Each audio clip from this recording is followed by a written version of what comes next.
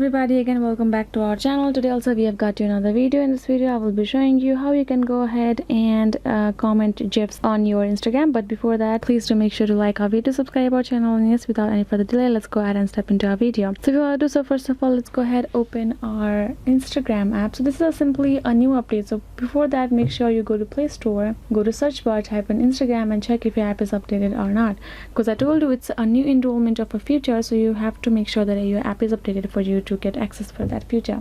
Now go back and go ahead, open your Instagram right over there, and for example, this is the post, right? So if I want to comment, I will tap on my comment section.